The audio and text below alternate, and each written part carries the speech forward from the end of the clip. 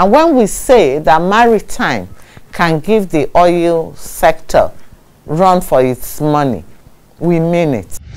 Wow, that was Barrister Margaret Orakwesi. She calls herself a fisherwoman, and she's also a leading player in Nigeria's maritime domain. Hello and welcome to yet another episode of Nimasa This Week, the voice of maritime. As always, Nimasa This Week is brought to you by the Nigerian Maritime Administration and Safety Agency, Nimasa. My name is Ubong, your regular guide on this oceanic voyage of endless possibilities into Nigeria's shipping and maritime sector.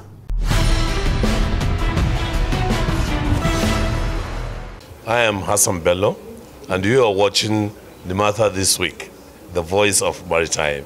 Stay tuned. Under the current leadership of Dr. Bashir Jambo, the Director General of Nimasa, the agency is working actively to engage with the maritime practitioners themselves. Now, the goal is very simple. Nimasa is seeking to deliver on its mandate directly to the critical stakeholders. On today's episode, we are going to be a lot more industry-centric.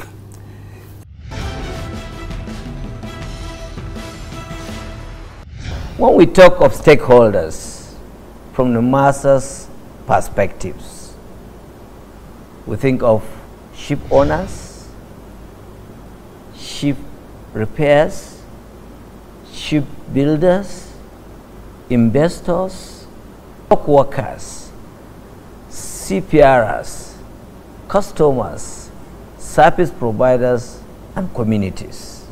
Nimasa exists for its stakeholder to provide the enabling environment for maritime to thrive, from the safety, security, as well as shipping development.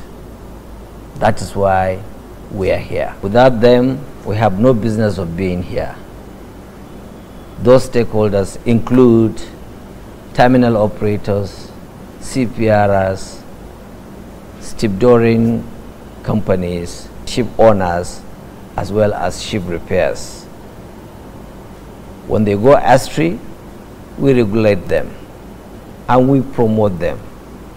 When they need assistance, we come to their assistance and aid to ensure they prosper. We are putting all machineries in place in 2021 to ensure that we help our own stakeholders.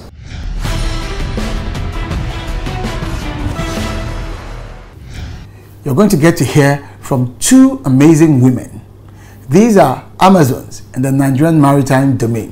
One of them is a terminal operator, and the other is a fisherwoman. Yes, she's into industrial fishing. Barrister Margaret Orakwesi, the Group Chief Executive of the Mobot Group, and Princess Vicky Hastrup, the Vice Chairman and Chief Executive of ENL Consortium. So if you're ready, let's hear what their outlook for 2021 is. 2020, we all know, was COVID year, but the maritime industry should be applauded. When almost everything shuts down, at the risk of their personal safety, they were out there frontline. Goods were still coming in. We all know that over 80% of the things we consume in this country comes in through what? Maritime transportation. Ships were still coming in. Human beings, maritime workers were out there. Those of them trawling, they were out there in the sea. The agencies were up and running. And I admire so much the sacrifices made by Nimasa DG, made by Nigerian Shippers Council, you know, made by NPA, made by NIWA.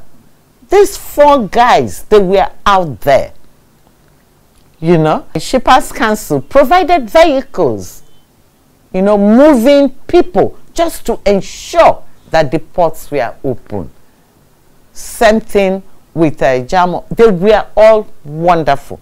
These to me are heroes, unsung heroes. Because when they talk about COVID, everybody's attention go to the hospitals, the nurses, the doctors. Without these guys, there wouldn't have been food. Even the drugs coming in wouldn't have come in. You know, and they did all this with their team. Little or no recognition. You know, and I wish the governments would at least study what these guys did, acknowledge, just to encourage them, and to let some of us know that there is dignity in labor.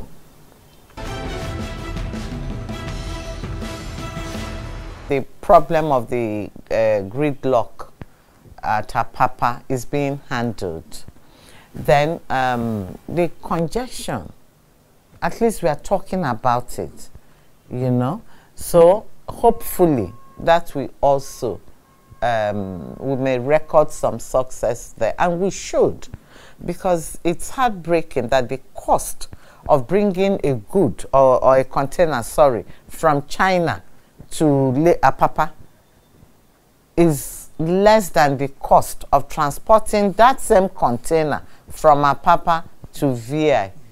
It doesn't make sense, you know, and it takes forever. But these are identified issues that we are trying to solve now. And another heartbreaking thing is that we saw a lot of diversion of goods that would have come through Nigeria to other countries, and then they find their back way into the country. Somebody may say, so what? It means a lot of revenue, loss in revenue earnings for the government. So hopefully that will also find a solution. The issue of sea piracy attacks and sea robbery is being addressed by the Honorable Minister for Transportation, Rotimi Amechi, and his agencies. Nimasa is in charge of security and safety. And I think the DG is now responding effectively to the challenges in safety issues. You know, at times when we talk about safety, people misunderstand it. They think we are talking about security, armed robbery, or sea robbery. That is not it. It's just an aspect that we encourage operators. And when I say operators, both consumers are also included. When you go out there in the sea, if there is a mishap, who comes to rescue them? How efficient is the rescue operation? You know, because whether we like it or not, there must be accidents. You know, so we need to see a more efficient rescue method. There must be a mission. When I was little, I was in the Girl Guide, and there's something, the motto is be prepared. You have to be prepared at all times, 24 hours, to receive the alarm and then deploy immediately. You know, for now, if there is a fire there, do we have a firefighting vessel that can just quickly go and respond? You know, so these are the new things I would like to also see. There is a lot to look forward to in the maritime industry, and the year is long, but the projection is quite encouraging. You know, what do we need? An investor needs security. An investor needs safety. An investor also needs cheap funding, you know. And I know so far, like the DG Nimasa, he's been advocating for cheap funding. He's been dialoguing with those that need our services. Nigeria still sells its crude oil free on board. Yes. So we are losing a lot. We need to add value so that the economy will grow, so that indigenous ownership of ships will also grow. By lifting? Yes, so they have to force these people to engage the indigenous ship holders. They have to change the trading pattern. To CIF? CIF. Because you see, what is CIF? You know, the insurance is losing. I don't know if they get it. You know, because when you do FOB, the buyer dictates everything to the seller.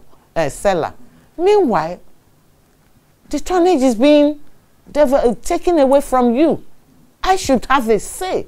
I should add value. I should say, in this condition, you have to insure with my Nigerian insurance companies, my banks, we have to take part. So we are losing because we are not adding value. The insurance will grow when we start doing CIF. If you allow the indigenous people to partake, you and I, we know we export a lot of tonnage and we are losing in billions of dollars. Go and study it, to foreigners, because they are 100%, they do the business. You just get your crude, you don't add value. Meanwhile, the children are all looking for jobs. How do you grow the economy? You grow the economy by just shipping out their raw materials without adding value. Even the value, there is hardly any country in this world that generates such huge tonnage and not take part in its freighting. How then will you grow your shipping? Doesn't make sense. My name is Dr. Bashir Jamo, the Director General, Nigerian Maritime Administration and Safety Agency. You are watching Nimasa This Week, the voice of maritime. Stay tuned.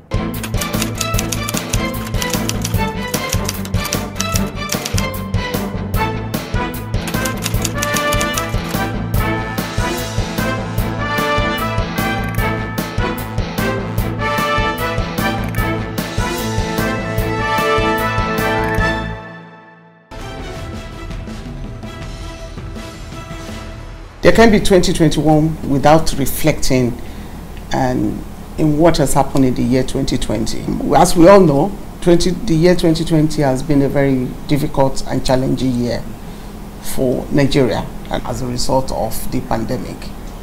And I know that has posed a lot of challenges for Nigeria, particularly for the maritime sector, you know, that is a critical sector of the Nigerian economy.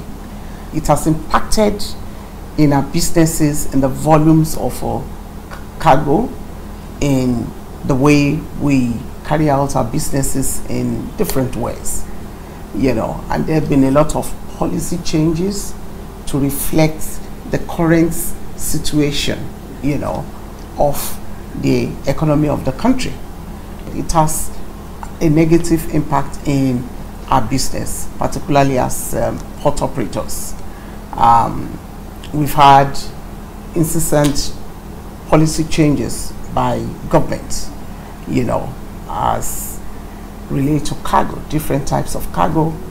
We've had policy changes as it relates to forex, you know. That has posed a lot of challenges to importers of cargo to Nigeria. As you know, Nigeria is a major importer. Unfortunately, in our industry, access to the port has created an encumbrance to the way we conduct our business here in the port. A situation when you are trying to come to the port, or trucks that are coming to load from the vessel in the port, you know, will be queuing up for weeks on end, particularly those cargo that are to be exported out of the country. We've had situations, I've had manufacturers or exporters saying a lot of those commodities do spoil while waiting to have access to the port. What is the cost? The cost is simple. The road to the port is in a very deplorable condition. I know government has attended to it by, asking a particular company to see to the repairs of those roads, to resurface them. But it's taking such a long time. And if you listen to what has been the news on the televisions in the last 1 week or in the media, truck drivers are paying up to 300,000, as a bribe to have access to the port. To me, that gives me a lot of worry. It shouldn't be like that. And at the end of the day, who pays for all these increasing costs is the end buyers of the product that pays. Who are those people? You and I. Everyone in Nigeria pays. And that has had a negative impact in the port operators, in the speed we discharge ships. Because, for example, in ENL, a lot of ships are by direct delivery. Some of them you can afford to keep in the terminal. For example, you talk like let me mention cargo like chemicals. You can have to keep them in the, because it could blow up, it could cause fire, it could catch fire, So when vessels that bring such cargo are battered and trucks cannot have access to the ports, it delays what happened. It delays the speed at which we discharge the ship. Even for the containerized cargo, the containers are there in the terminal. We are ready to deliver them, to load them into the trucks. What happens? The same thing. We want 2021 to be better. And then government needs to see that all these problems are attended to. There has to be an holistic approach to how those problems could be sorted or could be solved. Number one, access to the port, the issue of access. It has increased the cost of freight to the ships that are being charged on cargoes that are coming to Nigeria. Nigerians are paying such a huge cost in bringing their cargo. Same thing, both import and export. It's the same cost. So government needs to see to it that the issue of access to the port is handled. I know this government is doing something. We need to see to it that particularly the Tinkan Island Port road needs to complete at a record time. Government also need to find a way to let importers or exporters to access forex. That's a big challenge. I know why all these policies are coming, because government just can't afford to provide, does not have the capacity or the means to provide forex. Under the office of the vice president, they are talking about port process manual. I know there is a manual that talks about each stakeholder's responsibility as to how business should be conducted in the port, and it covers not only port operator, it covers even MPA, it covers Shippers Council, even Nimasa, and shipping companies. So it's spelled out in specific ways the responsibility of each participant in the way business is done in the port, and it kind of put a timeline of what they expect you, how they expect you, the timeline within which you are supposed to perform your duty. All of this can only be achieved if ease of doing business is attended to, because that's when those timelines can work. Because those timelines actually spelled out, if trucks enter ENL, for example, I should be able to load that trucks within a specific time. But a lot of the times, even in the terminal, there is traffic. Traffic from the outside, has impact in what is happening inside the terminal. Trucks will just, because the trucks that have loaded can't go out because of traffic situation. The one coming in cannot go in because of traffic situation. So the one that is coming in, how do I load it? So these are all the things that we need to, but it is good, at least that we are starting somewhere. Everyone knows his or her responsibility. I know that I have a timeline to do my job, to perform specific role. It is a good idea. But in carrying out those roles, there has to be specific things that would support the success of, of that idea. And that is the ease of doing business.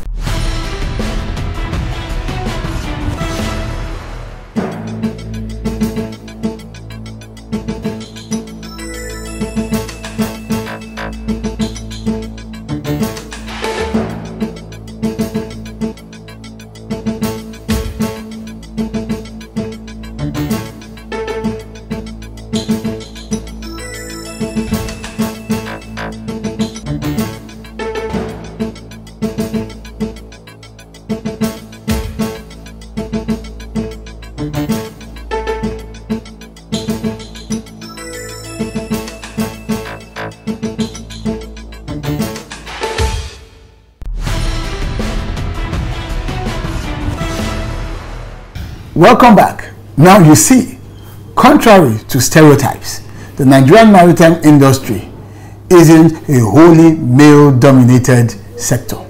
There are women who are Amazons who are distinguishing themselves, and all of that is courtesy to the efforts of Nimasa in ensuring that the space is opened up and there's a level playing field for various categories of stakeholders and practitioners to come in and help harness Nigeria's maritime assets. Moving on, our tweet for the week from the DG of Nimasa, Dr. Bashir Jamo, from off his Twitter handle at Jamo Bashir. I mourn the recent loss of an Azerbaijani sailor on MV Mozart and condemn the kidnap of 15 Turkish crew by pirates in the Gulf of Guinea. At Nimasa official is monitoring the sad development and coordinating with stakeholders for a safe return of the seafarers. Hashtag strengthened resolve. You can continue the conversation with the DG of Nimasa at the same Twitter handle at Jamo Bashir. Remember, the hashtag is the voice of maritime. Also at Nimasa official on all the various social media platforms is where you can keep the engagement with the Nigerian Maritime Administration and Safety Agency going. Remember, you can also visit our website as displayed on your screen. There's a lot going on every week here at Nimasa.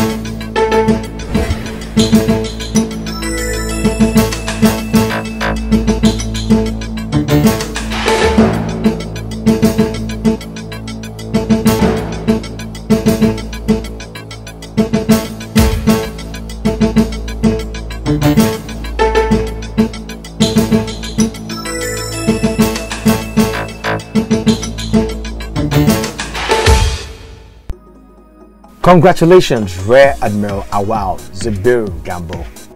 On behalf of the board, management and staff of the Nigerian Maritime Administration and Safety Agency Nimasa, I wish to congratulate you on your recent appointment as the Chief of Naval Staff by His Excellency President Muhammadu Buhari.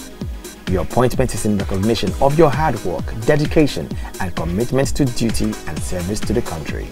At a security challenging time like this, your knowledge and enhanced experience are required as we join efforts to combat all forms of crimes and criminality on our waters. As you may be aware, Nimasa and the Nigerian Navy have a long-standing relationship with respect to tackling maritime security challenges in our waterways, and this relationship led to the establishment of Maritime Guard Command through a structured MOU that has symbiotic benefits to each organization. To this end, the agency looks forward to a harmonious and enduring partnership with the Nigerian Navy in the fight against maritime security threats. Once again, congratulations. Signed, Dr. Bashir Jamo, Director General, Nimasa.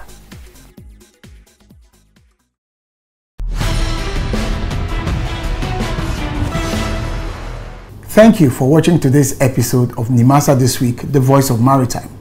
We hope you've enjoyed the program and that you've also learned quite a lot about what's going on in Nigeria's maritime domain. My name remains Ubong Isien, and I leave you with the words of Rabindranath Tagore, a 17th century author and poet, when he said, "You can't cross the sea merely by standing and staring by the water."